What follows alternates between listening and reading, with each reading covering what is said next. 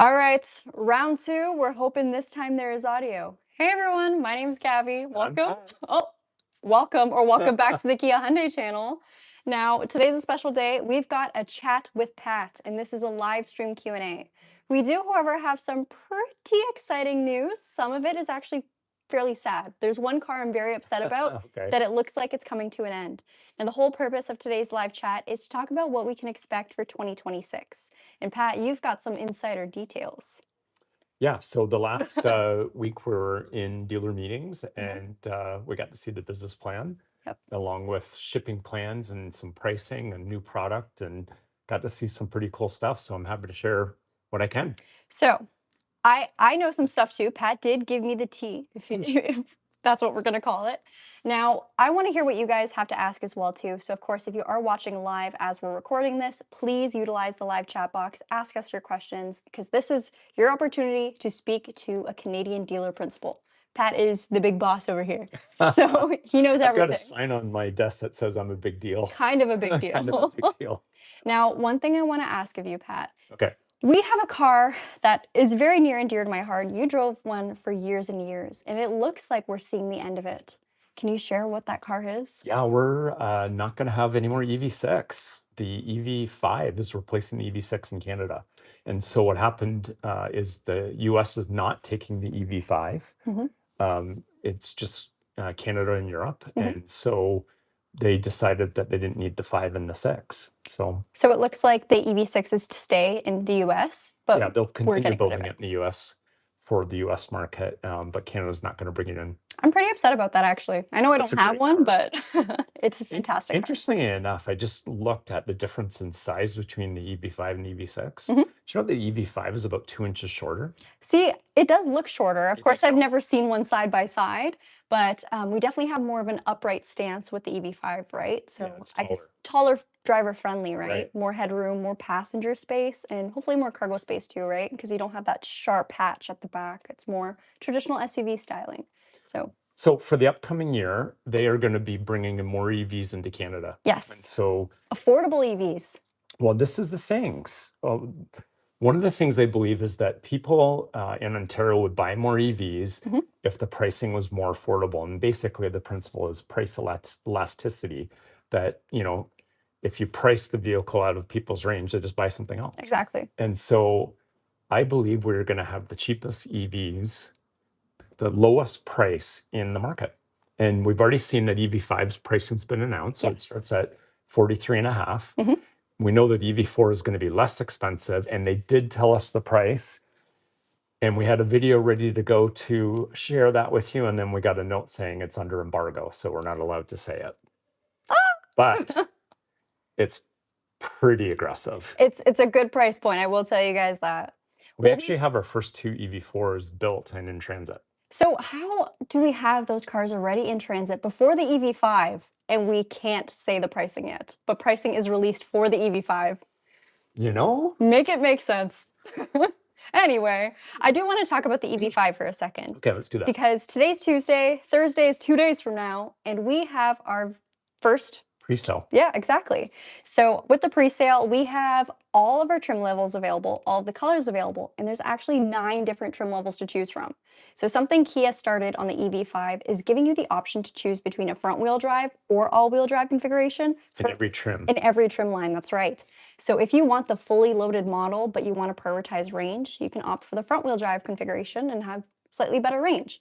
Now, as far as range goes, that has not been released, so I can't share that with you. But I think it varies based on model. Yes. You know, obviously if it has a sunroof, it's going to be heavier. Yep. A fully loaded vehicle is going to have a little bit less range, right? Yeah. And you know, it's boxy, so it's not going to, like the K4 range is going to be much higher because it's a little more aerodynamic. So guys, 2 o'clock on Thursday, if you would like to buy an EV5, you can put an order in. You need a credit card for $1,000. And if you happen to want to order it through our store, you just have to pick Brantford Kia or use our postal code. And then we have no problem delivering it in Ontario. If you live in Ottawa, wherever, we'll bring the car to you if you want to put the order through us. We will ship it with truck and trailer. Don't worry, we won't drive it. Yeah, we ship it with truck and trailer. And like Gabby said, what they're doing this time is in the past they had cars that were already in production that they tried to match the order. In this case, you order what you want, and they're going to build what you order. So that way you can pick any trim, any color. Exactly. And any configuration too, that front wheel drive or that all wheel drive, it is totally up to you. And it's kind of overwhelming how many options there are, right? Yeah. But I will say Kia Canada's website now does have a page for the EV5 where you can go and browse between all the different trim lines and figure out in advance what makes most sense for you. That way, when the pre-order does go live, you're not panicking, trying to get everything ready. You know what you want, right? Yeah, that's right. And the order gets transmitted about 10 days after we do the pre-sale. So even if you decide you want to change something, that's possible within those 10 days. So. Yeah. So whether that's color or trim line, the cutoff or the deadline for canceling or changing your order is December 19th. So that actually gives you a pretty good time frame for making some customizations. I'm trying to pull up our live stream, but it's not opening. Let's try this again. See if there's any questions. I know a lot of you guys have been, we have a few regulars, right? And you guys check in on all of our live streams at 2 p.m. Now, for the past week, every single first live stream we start has no audio. And I can guarantee you there's nothing wrong with our microphones because when we go to record on our regular camera, we get perfect microphone feedback. Yeah, I don't get it. It's a YouTube thing. I think it is a YouTube problem, but it seems to be that our second live stream, so if we go live once, there's no audio, set up the exact same thing, not changing anything on the mics, it picks up our sound. If anyone knows what to do about this, please let me know because I have no idea. So we're losing it. Gabby, how many all-new EVs do we have coming next year? 3. No. 4. 4. Ooh. So one of them's a mystery EV, right? Is it? I mean, I don't know if we're allowed to talk about it. We've got the 4, we've got the 5, and we've got the 3. So what's our 4th one? It's a van. It's a cargo van. It is a cargo van. So this vehicle, it's definitely going to be a bit more of an oddball car. We're not going to have volume of it. No, but if you're looking for like a 400-ish kilometer range and you want to, you're work van. Servicing, it's a right vehicle for companies that want a good work van that they don't have to do a ton of maintenance on and don't need gas. I will say, just based off what I've seen online, it's very simple, so it's not overwhelming. The technology isn't crazy, but it's still very tech savvy and you still have driver comfort. So if you are using this vehicle for work, it's not going to feel like you're driving a stripped down like tin can, right? You'll still have your Apple CarPlay, your backup cameras, your tech and safety that you'd expect from Kia will all still be within the vehicle, making it a very attractive car. I jumped in it last week. Yeah? How was it? Yeah, it was great. Like they're going to do deals with upfitters and stuff, so you'll be able to put shelving and whatever your business needs, you'll be able to do. So have they confirmed if it will just be the cargo or work variation of it, or will we have a passenger configuration too? At this point, there's no passenger configuration coming to Canada. So it's very much a work van. Yeah, it's a work van for sure. And then of course we still have the Carnival hybrid. So if you do need a comfortable van for your family, we do have a more fuel efficient version of the Carnival. And the good news about Carnival is we're going to get about 10% more product because bluntly, we still have way more demand than we have cars for Carnival. And we're going to get a few more. I want to talk about volume for a little bit. Sure, we can do that. What can we share about what we're expecting for 2026? I know based off our 2025, we have received just about nothing when it comes to gasoline Kia Sorento. Right. So 2.5 liter turbo, or just 2.5 liter, nothing. And V6 Telluride. So we did get to see the new Telluride. Yes. And we saw it in LA and it is absolutely stunning. We will be getting that car at the end of, I think, Q3 next year is when Canada's production comes. And listen, when it comes to ICE Sorento and Telluride, if we don't get a trade deal, then very modest volumes are going to be coming in. I don't expect to see any ICE Sorento. I think they're going to prioritize hybrid. And most companies are doing a lot of hybrids now. And, the fuel mileage is absolutely great. So that's fine. We're going to see a new Seltos. Yes. And I have some thoughts about what I'm expecting for the new Seltos. Number one, I think we will still continue with an X line just because it seemed to be quite popular. We see that on our Telluride, we see it on the Sorento, and we saw it 2 years ago starting on the Kia Seltos. Now, I'm really hoping the X line of the next generation will have some more advancements when it comes to the ruggedness of the vehicle, because as of right now, it's just a design package. So you just get raised roof rails, special black alloys, that kind of thing. So I'm hoping to see some additions, maybe terrain mode select, that kind of thing. But the biggest and I guess most exciting thing we can expect for the Seltos is maybe the inclusion of a hybrid powertrain. It's happening. It's happening. Okay, Pat confirmed, you guys. I didn't know if I was allowed to say it, but hybrid Seltos is coming. That is going to be a fantastic vehicle for so many of our Canadian buyers, North American buyers. So we're going to get decent volume of Seltos next year. It is one of the biggest segments in Canada, that and Sportage. And Sportage, we're going to see really strong volume of ICE and hybrid and plug-in hybrid. We're going to be able to get as many cars as we would like. Interestingly enough, Eduardo asked if I'm still golfing, and not right now. Well, I go to the simulator. I do the indoor a little bit. He plays Wii Sports golfing. It's not Wii Sports. Me and another dealer played 2 executives from Kia a month or so ago, and the challenge was, if we beat them, then we got a couple desirable vehicles. And if we lost to them, that we would take whatever undesirable one that they wanted. And so it went down to the end, but yeah, we won. Yep. So we got a couple of carnivals coming our way. You win some, you lose some, but in our case, we seem to win. Yeah, last year I lost. Okay, never mind. 2025 is our year, though. Yeah. And so is 2026, apparently. So far, we've covered quite a lot of exciting changes. Yeah. So I'm trying to remember all the stuff that... yeah, I think EV3, EV4, EV5, it's going to be pretty interesting. We're going to get really good volume. And what do you guys think? Do you think if they bring the price down that there's going to be more demand? I think it will. Yeah. So one thing for me is, of course, with EVs, you're not putting fuel in your vehicle. There's, of course, going to be those fuel savings. But when the price point is so much higher than the gasoline equivalent, it kind of makes it hard to justify going EV when you're probably better off just getting the gas version and spending more on fuel. Sure. That might beat your payments. But if we get cost-effective EVs, that gives you a perfect reason, absolutely. And the fact that we're getting EVs that are not just SUVs now either, right? We're getting, the EV4 is a sedan. EV3, and it's going to be available in all-wheel drive. Yes, and that is very exciting because other than the Stinger, we've never had an all-wheel drive sedan. Yeah, on the Kia side of things. What do you think?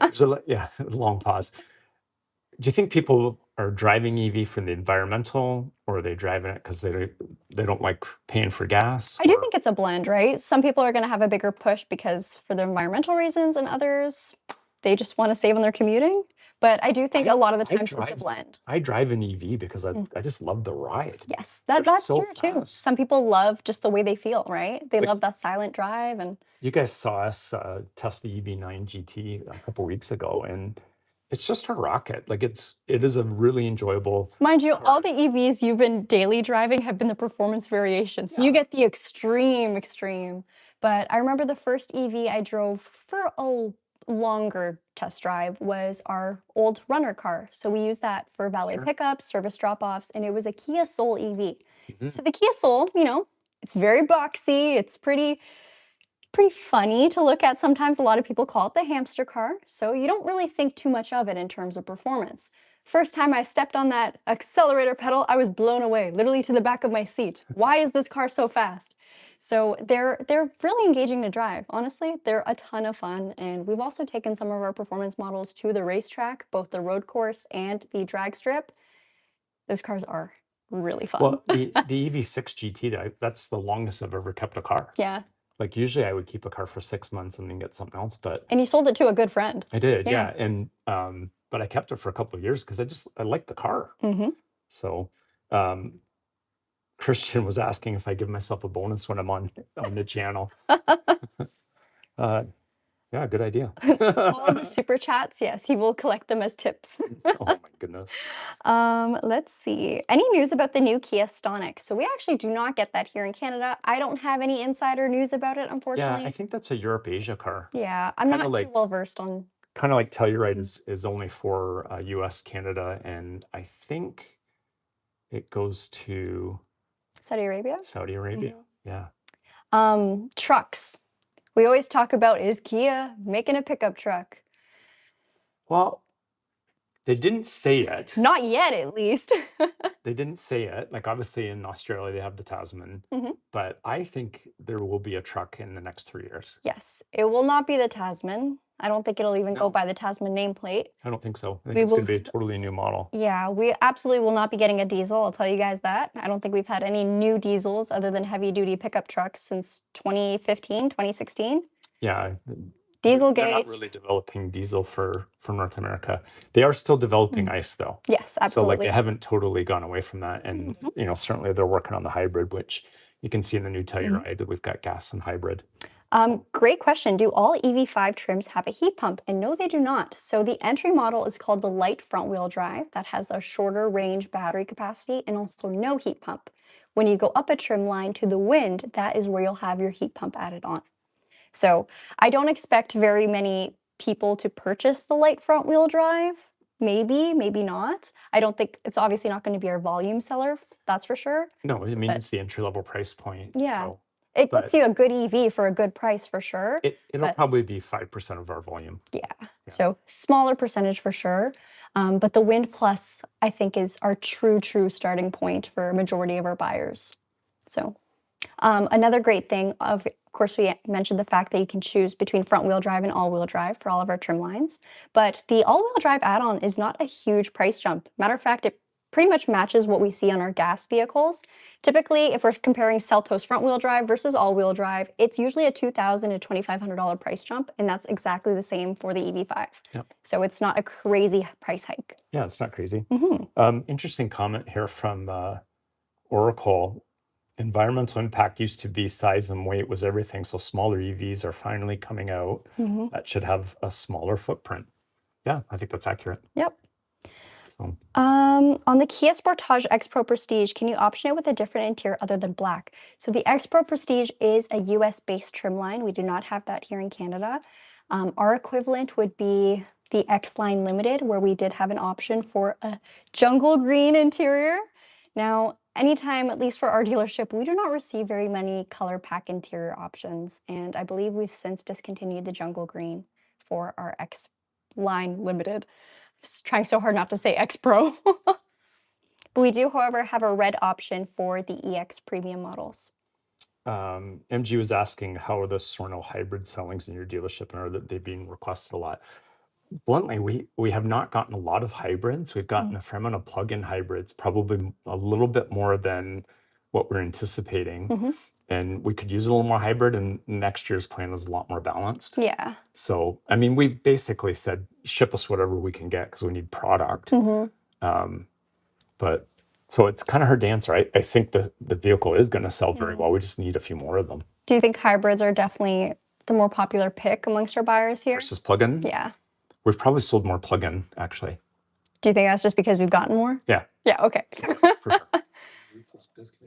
Oh, Ruthless Biscuit has a good question. Oh, it disappeared. Hold on. Do you know how people like to prop up their windshield wipers in the winter so they don't freeze on the glass? You can't do that on this Sportage. The hood hangs over the wipers.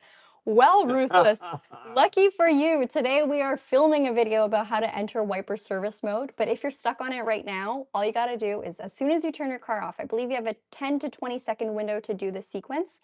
You'll pull your wiper stock upwards, and that will move your wiper blades up into a fixed position where you can safely lift them off the glass. If your vehicle also has a rear wiper, so if it's an SUV or a crossover, it'll do the same for the rear wiper at the same time. So that way you can change your wiper blades, you can, clear the snow or ice buildup from your, I was about to say, gutters. Yeah, okay. Gutter clean out. But yeah, that is the safe way to do it. We have quite a few videos actually on our channel about it, but I was going to film another one today, so the info gets refreshed. Interesting enough, they're asking whether or not the Sorento is going to have a facelift, and in 2027 it will. And I would expect that they will build the ICE model in Korea for Canada. That way we know there's a free trade deal and there's no issues. Now, as far as changes for the gas Sorento, there's one thing I do know for certain, and that is the fact that we will no longer have an 8-speed dual clutch transmission. It'll switch over to an 8-speed regular automatic. So similar to what we see in the Kia Telluride. And if you guys missed our auto show content, I definitely recommend you check it out. We got to film both hybrid and gas variations of the new Kia Telluride. Now, both models will have a 2.5-liter turbocharged four-cylinder, so no longer will we have a V6, but these power plants are still very, very punchy. And then, of course, with the hybrid, we have that enhanced fuel efficiency. But it is a very impressive car. I highly recommend you check out those videos. There's a note here about an EV9 and how the mileage has been reduced in the cold weather. And I mean, that's going to happen with all EVs. Even gas cars. Yes, Yep. even gas cars, because you know, the first thing you want to do is make sure your tire pressure is right. That is going to be the number one limiter of range. Obviously, you know, like I switched to winter tires and I have noticed a bit of a difference in reduced range with that. But I haven't driven it enough yet to see where we level out. To be fair, Pat, when you were driving the EV6 GT, he was driving the EV6 variant that had the shortest amount of rated range. So I believe it's 320. That is what was posted on the brochure. 330. 330. But when we get into Pat's car, it was always reading 500 plus kilometers because Pat does not drive quickly, believe it or not. Grandpa now. Yeah, there you go.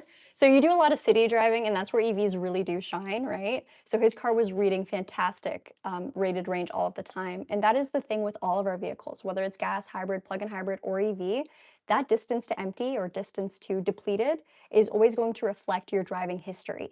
Because you could have a car with great fuel efficiency, but absolutely be a demon on the accelerator pedal and not get what it's rated at, right? So Ruthless Biscuit just gave us $20. oh my gosh, she gave you 20 bucks. I got a tip. Pat's buying a nice lunch today. That's awesome. Thank you. You know, today oh no, you had Subway yesterday. Tomorrow though, he's getting Firehouse subs. No. I'm kidding. Can't do it. Thank you so much, Ruthless. Tire pressure, remember the cold plunges under say 15 or so, it drops pretty quick. Yep. 32 becomes like 21 in bitter cold. Yeah. Absolutely right. So check your tire pressure. That's the first thing you want to do, and as long as you've got it at the right setting, you're gonna do a lot better in mileage for sure. We use nitrogen in our cars too because it's stable. It's more stable. Yep. Yeah. I would also say a lot of people, when they swap over to their winter tires, sometimes they'll just have the tire with no pressure sensor, so they'll always have their tire pressure indicator light on. So that makes it even harder to know if your tire pressure is low or too high because you're not actively getting those readings. So all of our new vehicles have a tire pressure monitoring display. Tells you exactly what tire has different pressure specs. What are you most excited about in the new Telluride? Driving it? No. I'm excited to see what Canada will get for our color configurations, both interior and exterior, because what we saw at the auto show, those are beautiful paint options, and the interior was really cool. I know you didn't get to see it in person, but there's a dark, almost Merlot red interior. Some people even say it's purplish, but it felt so luxurious, so beautiful. And the overall layout of the vehicle too, it feels a lot more spacious because it is a larger vehicle now, and it's even more versatile. So now you can utilize all seats, all 3 rows, and fit more cargo behind your 3rd row seats. I'm gonna go a lot more basic and say the Easter eggs. Like if I can have Marvel or Star Wars characters on my But we don't know if we're getting that. We don't know. That's a States thing, but maybe we'll get it. Maybe. We'll see. Maybe we'll get, what's something very Canadian? We'll get a pre-order Tim Hortons app in the head unit. Anything else? Yeah, there's lots of other stuff, but I think we hit probably the big stuff. So if you guys have any questions, I should probably go do some work. Yeah, me too. So we are going to do a live stream on the Hyundai Palisade we're sitting in right now. I know we're filming a video about what's coming for Kia while sitting in a Hyundai. I don't know if YouTube will notify you guys that we are going live, considering we've already technically gone live twice. Right. I'm gonna hope that it does. Probably in the next 10-15 minutes is when that live stream will start. So if you want to see a vehicle walkthrough, we are doing it. You just may not get notified. Guys, thanks for watching and for your interest in the Kia brand. We appreciate your support and we appreciate you watching the channel. And if you want to, we'd also appreciate you buying a car. Yeah. 2 locations, 1 YouTube channel, Brantford Kia and Brantford Hyundai. All right. That's all. Bye-bye, Thanks, guys.